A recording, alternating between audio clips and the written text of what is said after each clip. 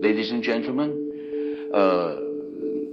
in a world overflowing with noise, competition, and constant distraction, the key to being seen, heard, and prioritized is not shouting louder, it's acting smarter. Carl Jung, one of the greatest minds in psychology, taught us that true influence doesn't come from dominance. It comes from authenticity, self-awareness, and the way we align our inner selves with the world around us. Today, I want to share with you 6 powerful psychological strategies from Jung's teachings. These are not tricks or tactics. These are transformational shifts, ways of being that make you impossible to ignore and invaluable to others. If you want people to remember you, respect you, and prioritize your presence, act like this. Let's explore how. Know thy shadow. Embrace your whole self. Carl Jung believed that within each of us lies a hidden side, what he called the shadow. This shadow is not evil, though it can carry traits society deems negative. It's a collection of qualities we repress, deny, or hide from the world and even from ourselves. Anger, jealousy, selfishness, vulnerability. These are common elements of the shadow, but so too are talents and desires we were told to suppress in order to fit in. Jung taught that unless we consciously acknowledge and integrate these hidden aspects, they will control us from behind the scenes. What we fail to own owns us. Embracing your shadow is not about becoming someone else, it's about becoming more whole. When you face the parts of yourself you usually avoid, you stop being fragmented. You start to develop a deeper self-respect because you're no longer hiding from the truth of who you are. Paradoxically, accepting your flaws doesn't make you weaker. It makes you more grounded, more human, and more relatable. People don't trust perfection. They trust honesty. And when you're willing to say, yes, I have weaknesses too, you send a powerful message. You are safe, real, and unafraid to be seen. Most people are subconsciously ruled by their shadows. They lash out when they feel small, overcompensate to hide insecurity, or seek validation through status or attention. But those who acknowledge their shadow gain freedom from this cycle. They no longer react blindly. They respond wisely. They know what triggers them and why. They can admit fault, apologize without shame, and grow without ego. This kind of emotional maturity is rare, and it commands respect. Think of someone you truly admire, not for their charm or charisma, but for their depth. Chances are that person has made peace with their imperfections. They don't pretend to have it all together. They carry a quiet strength rooted in self-awareness. That strength doesn't come from avoiding darkness.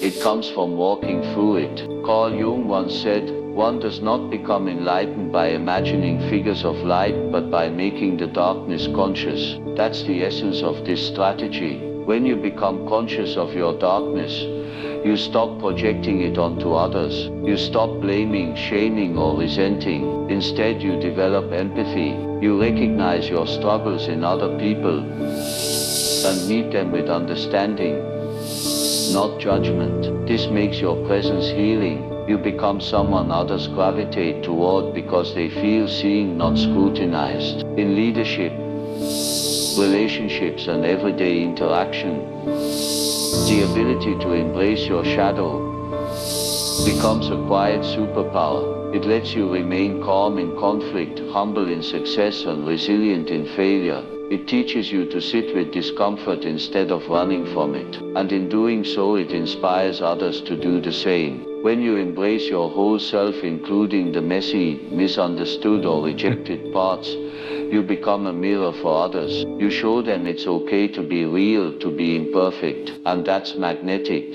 That's powerful. That's the kind of person others prioritize.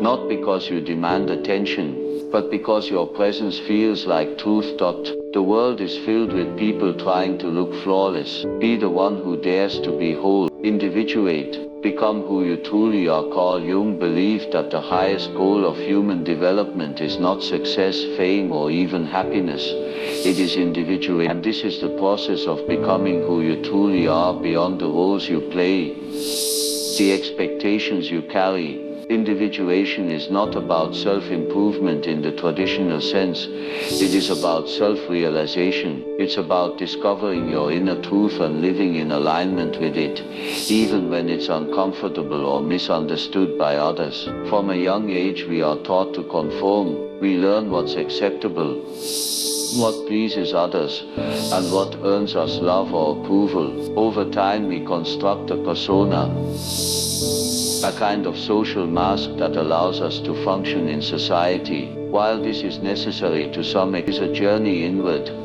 not outward. It requires you to confront uncomfortable truths, question your beliefs, and examine the life you're living to see whether it truly reflects your essence. It means listening to your intuition, your dreams, your creative impulses, the subtle signs that point you toward your authentic path.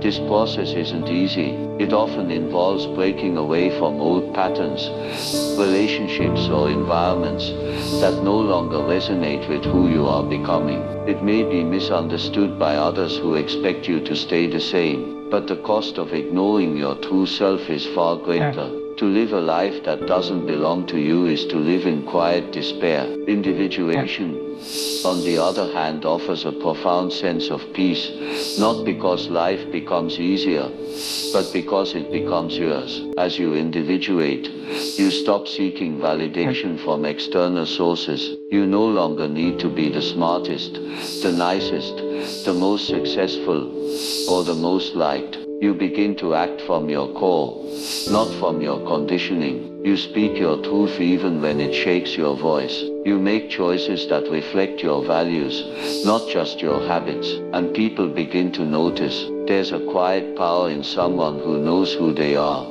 They don't need to convince or perform. Their presence speaks for them. Jung taught that individuation isn't about becoming perfect, it's about becoming whole. That means embracing both your light and your shadow, your strengths and your struggles. It means understanding that you are not just your job, your appearance, or your achievements. You are a complex, evolving being with depth and dimension. The more you honor that, the more you inspire others to do the same. What's remarkable is that individuation doesn't make you selfish or isolated. In fact, it often deepens your connections. When you are true to yourself, you can offer something real to others. Your relationships become rooted in authenticity, not performance. Your work becomes an expression of your inner vision. Your leadership becomes more compassionate because it comes from a place of integrity. To individuate is to step into your own life fully, unapologetically. It is to claim your story, your voice, your place in the world, not in defiance, but in truth.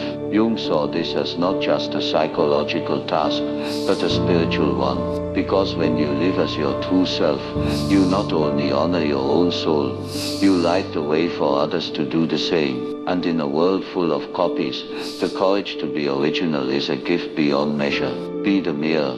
Reflect, don't react in our everyday interactions. Most people react. They react to praise with pride, to criticism with defensiveness, to pressure with anxiety, and to conflict with anger. These reactions are often automatic, driven by unresolved emotions, hidden insecurities, or unconscious beliefs. Carl Jung offered a different way of being, one rooted in consciousness rather than compulsion. He believed that instead of reacting, we should reflect. This is the idea of becoming a mirror, observing what is happening both inside and around us without immediately acting on it. A mirror doesn't distort, judge, or retaliate.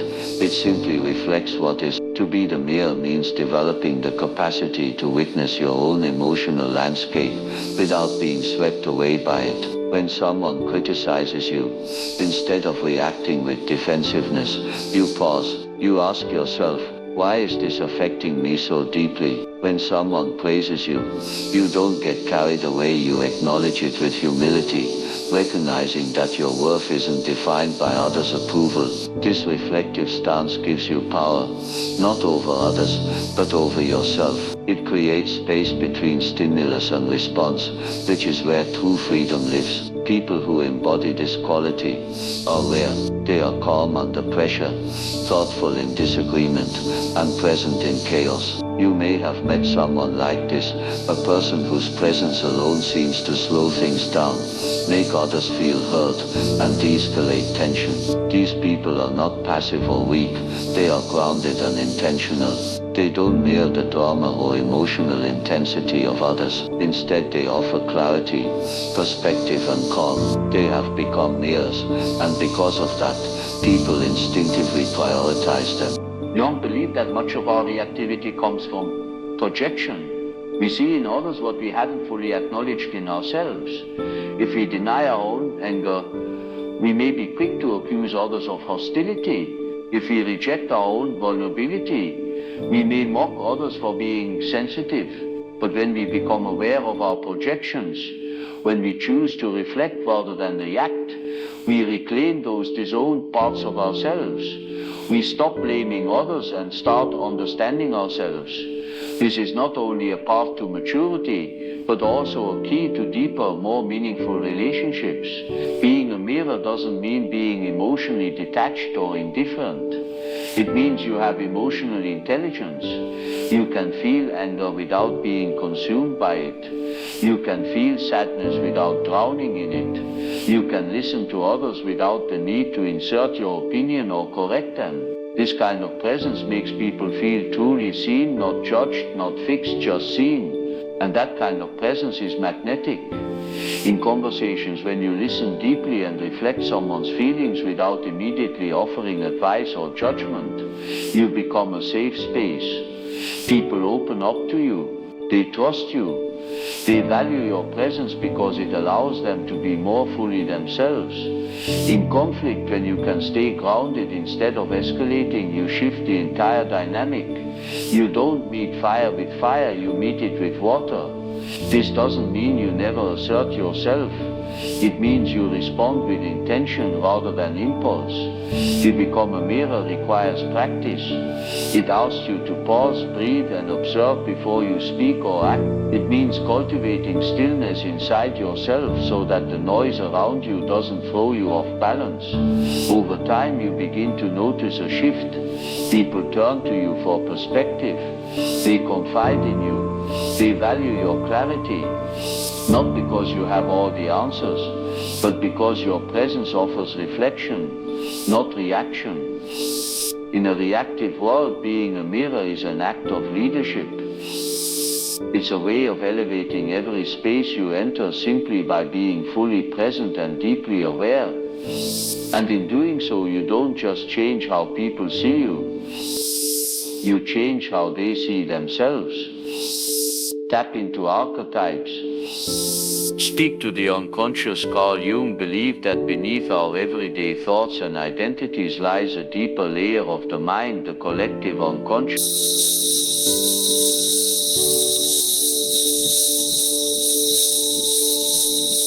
You speak to something ancient, something instinctive, and people feel it.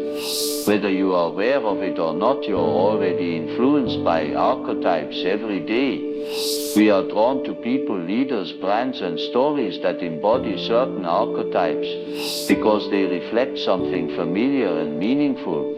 Think of how the hero archetype inspires courage and resilience, or how the caregiver creates a sense of safety and trust. When someone consistently lives out one of these patterns with integrity, they become magnetic. We don't just listen to them, we remember them.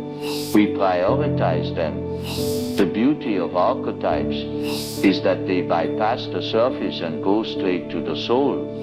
They help people instantly understand who you are, what you represent, and how you can impact their lives. This is not about pretending or performing.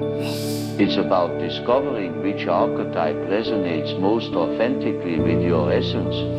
and then embodying it consciously. When you align with an archetype that reflects your truth, you amplify your influence without saying a word. For example, if you are naturally wise, introspective and thoughtful, the sage archetype may fit you.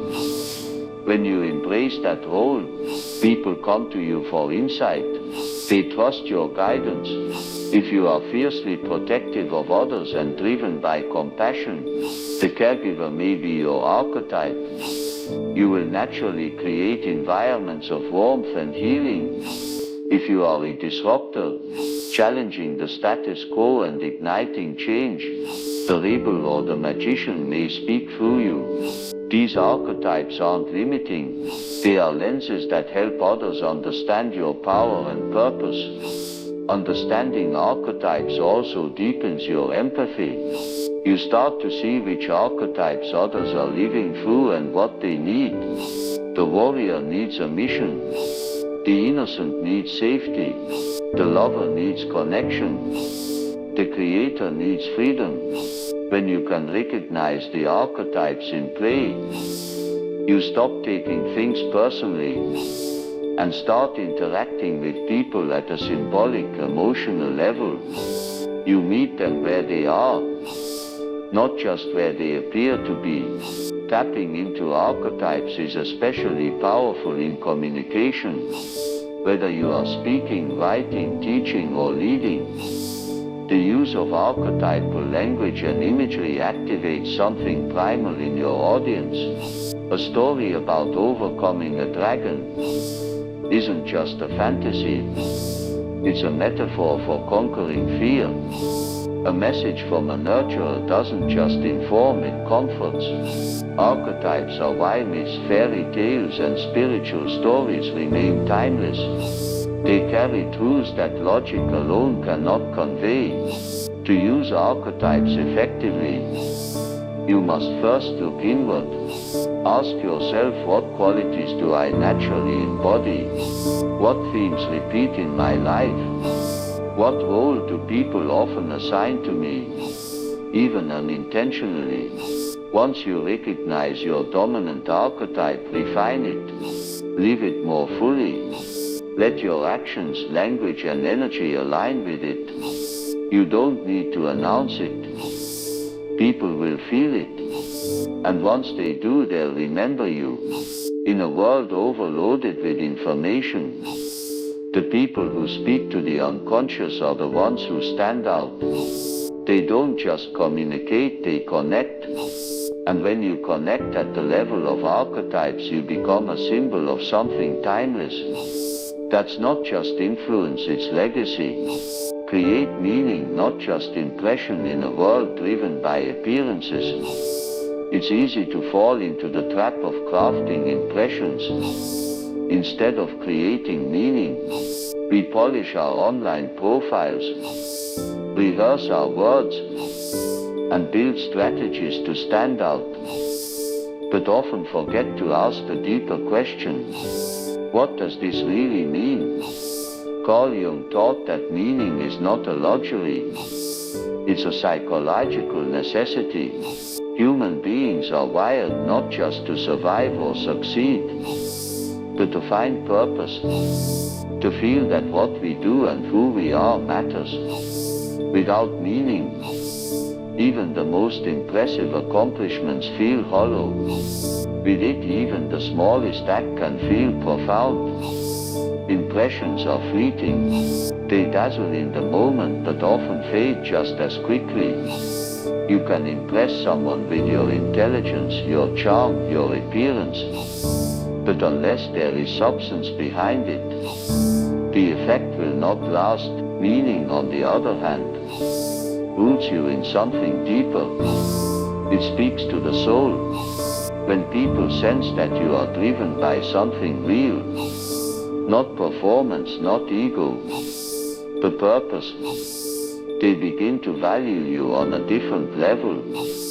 You become someone they don't just admire but trust, someone they don't just notice but remember. To create meaning, you have to know what you stand for. That requires introspection.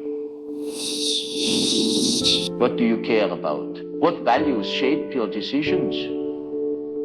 What experiences have defined you? Jung believed that true meaning emerges from the integration of all aspects of the self, the light and the dark, the conscious and the unconscious. When you live in alignment with your full self, your actions become more than gestures, they become expressions of truth, and people feel that meaning can't be faked. It doesn't come from trying to look deep or saying the right things. It comes from doing the inner work of knowing yourself and aligning your life accordingly. That means taking risks, saying no when it's easier to say yes, and sometimes choosing the path that is less popular.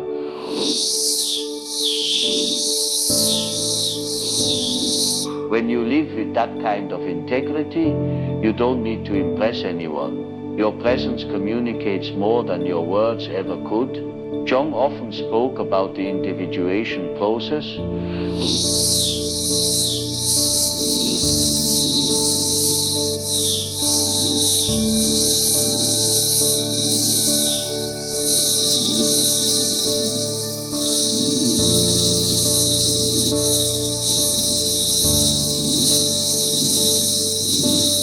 They might not always be able to articulate what it is about you.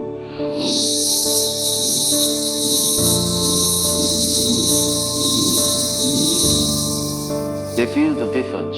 You bring depth to conversations.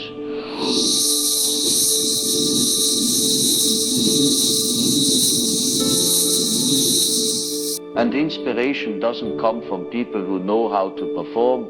It comes from those who live with purpose.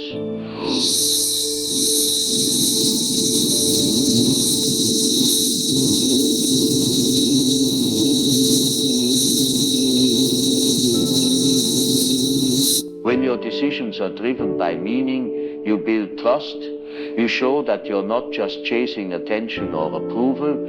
You're anchored in something real. That gives others permission to do the same.